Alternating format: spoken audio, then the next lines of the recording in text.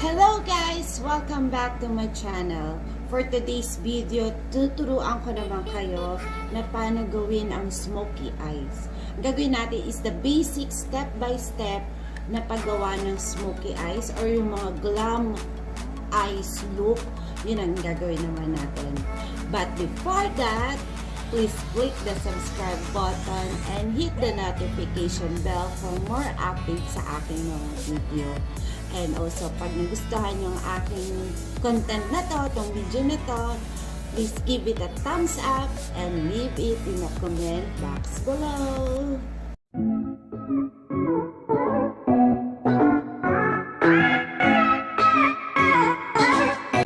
Okay guys, bago ako nag-eyeshadow, naglalagay muna ako ng concealer, parang primer.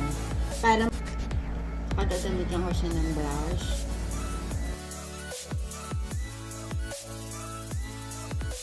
After ko lagyan ng concealer, tsaka ko naman lalagyan ng translucent powder para mag-set in yung aking nilagay na primer o yung concealer.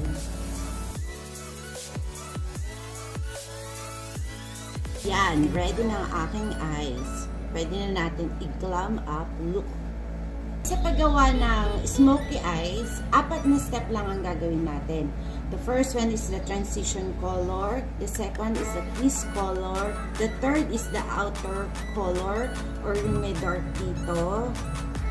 And then the fourth is yung eyelid color or lid color. Yan yung pang-highlights para mag-pop up yung ating mata. Ang gagamitin kong eyeshadow is the PROFUSION ultrawarm palette. Pero kahit na anong palette meron kayo, okay na yan. Basta importante, meron kayong light, medium, or dark color eyeshadow. Carry na yun. Any brand will do.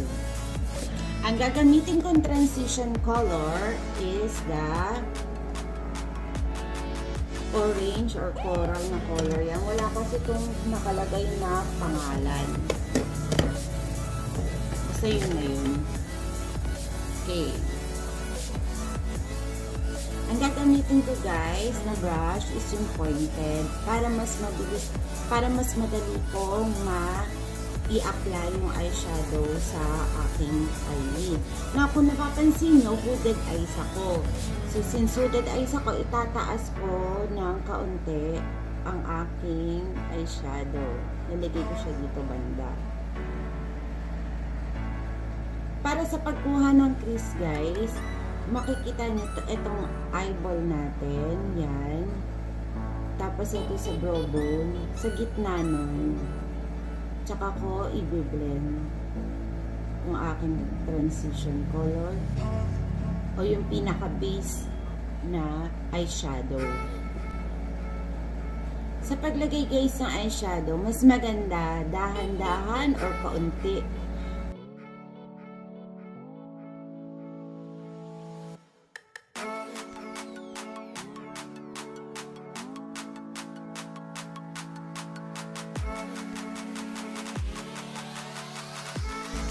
Ang madalas kong ginagamit na base guys na color is yung medyo nasa orange color or pink color kasi mas nakakadagdag ng buhay sa mata ang base na gano'n na color na eyeshadow. Ayan, natapos na akong ilagay ang transition color. Next naman is the crease color.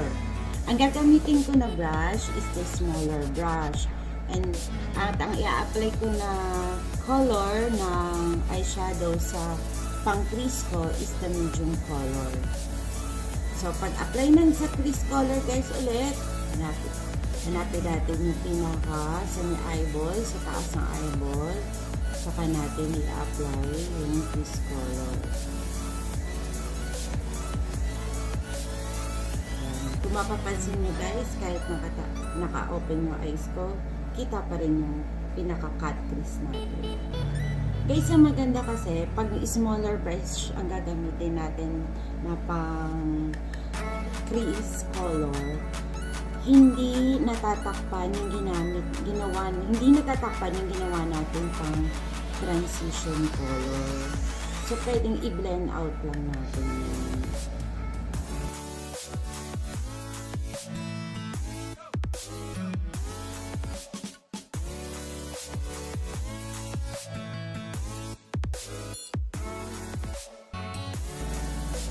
Guys, importante ha, blending is the key. So, blend lang. Next naman is this, sa outer corner na eyes natin. Ang gagamitin ko naman is yung black or yung dark shade color. Ilalagay ko lang siya dito sa may outer corner ng eyes. Tatap ko lang dito. Hindi ko na siya ilalabas. Kasi ito yung magde-define yung smoke out sa ating mata.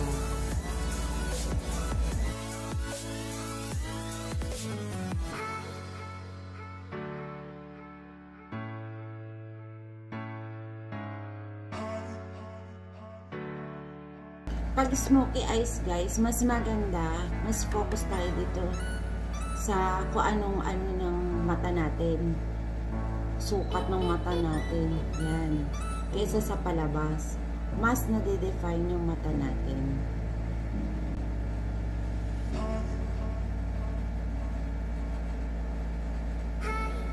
Blend lang ng paloob. Diba guys? Mas nade-define yung ating mata. Ayan guys. Kung mapapansin nyo, yung transition color ko, yung pang crease color ko, and then itong sa outer corner ko na color, nag-blend lang. Hindi yan natabunan at hindi nasayang ang effort natin paglagay ng eyeshadow. Diba? So, ang ano nandyan, blending is the key. At panigbe-blend tayo, very soft lang ang pagbe-blend natin sa mata. Then next, ang gagawin naman natin is the lid color. Ang gagamitin ko sa aking lid is the SACE LADY. So kung ginagawa ko sa lid color ko is mga shimmer or glittery eyeshadow. Pwede rin naman kayong gumamit ng mga matte eyeshadow. Pero ako kasi prefer ko kasi talaga yung mga glittery. Lalo na kasi mas nakakadagdag buhay yun sa ating mata.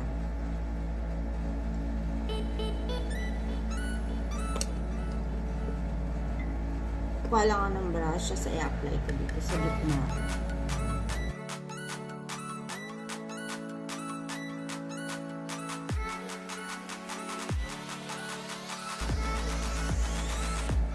Diba? Buhay agad. Dagdagan pa natin para itodo na natin.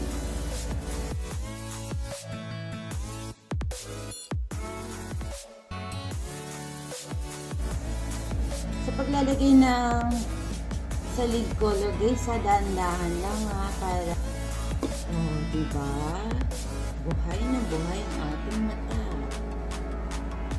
Laki ng difference guys sa makikita nyo sa kabila kong eyes na halos wala akong eyelid for this one. Kita nyo, kitang-kita yung aking lid. Buhay na buhay. Isa tayo sa eyeshadow dito sa kabila. Gagawin ko naman itong kabilang side naman. Ganyan din ulit. Kung anong ginalagay natin dito, yun ilalagay natin dito. Diba? Pantay.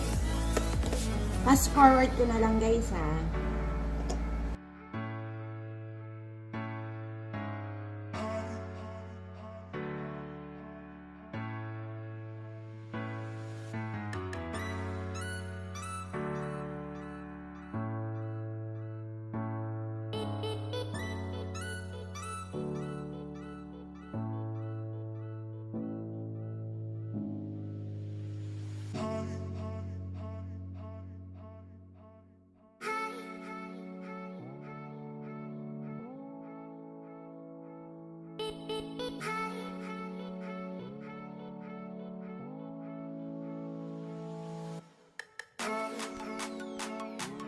Ayan guys, nakapaglagay na ako ng eyeliner and then blushes. Ang aking fabulous blushes. Okay. Ang next naman natin is the eyeliner. Ang gagawin naman natin for the eyeliner, kung anong yung ginamit nating transition color, yun din ang gagamitin natin sa under eye. So, kuha lang tayo ng kaunti. Tapos, spread natin dito. Lagyan natin sa lash line, lower lash line. Half lang ang paglagay natin.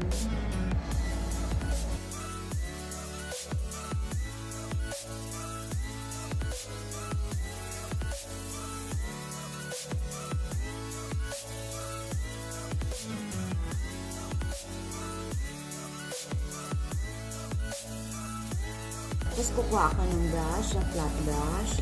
Tapos, lalagyan ko ang aking brow bone ng very light lang na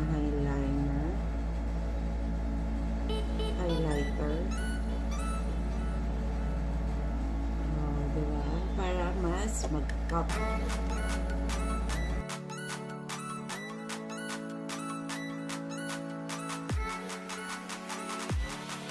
Tapos, naglalagay din ako dito sa may third drop ng shimmer. Oh.